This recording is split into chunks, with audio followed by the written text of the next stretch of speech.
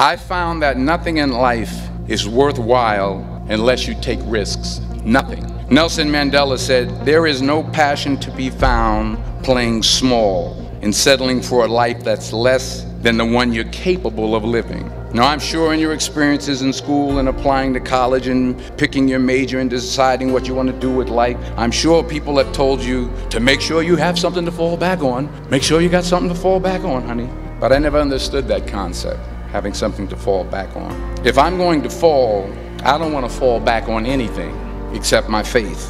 I want to fall forward. I figure at least this way I'll see what I'm going to hit. Fall forward. This is what I mean.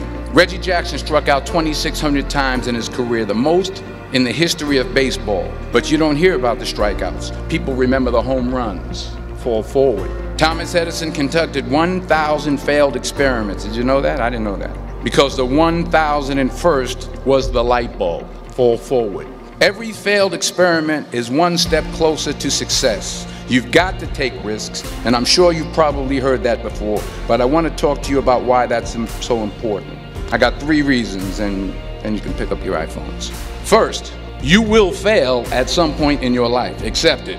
You will lose. You will embarrass yourself. You will suck at something. There's no doubt about it. And I know that's probably not a traditional message for a graduation ceremony, but hey, I'm telling you, embrace it, because it's inevitable, and I should know. In the acting business, you fail all the time. Early on in my career, I auditioned for a part in a Broadway musical. Perfect role for me, I thought, except for the fact that I can't sing. I didn't quit. I didn't fall back.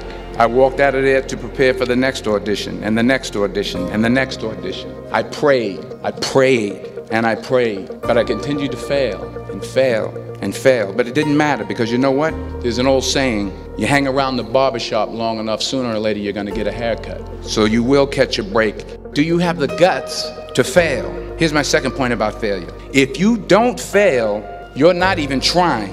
I'll say it again. If you don't fail, you're not even trying. My wife told me this great expression. To get something you never had, you have to do something you never did. You've invested a lot in your education, and people have invested in you. And let me tell you, the world needs your talents. Man, does it ever. The world needs a lot, and we need it from you. We really do. We need it from you young people. I mean, I'm not speaking for the rest of us up here, but I know I'm getting a little grayer. We need it from you, the young people, because remember this. So you got to get out there. You got to give it everything you got, whether it's your time, your talent, your prayers, or your treasures. Because remember this, you will never see a U-Haul behind a hearse.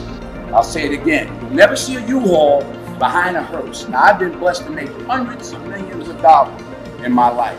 I can't take it with me, and neither can you. So it's not how much you have, it's what you do with what you have.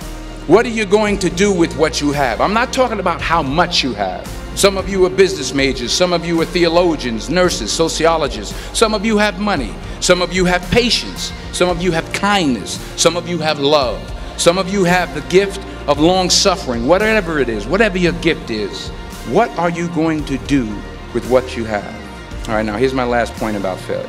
Sometimes it's the best way to figure out where you're going. Your life will never be a straight path.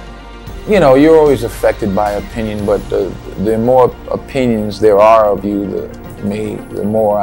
the less I look at them, because I just can't live my life based upon what other people think about me.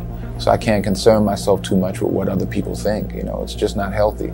I don't think I could continue to do what I do if I was constantly worrying about what somebody thought about it.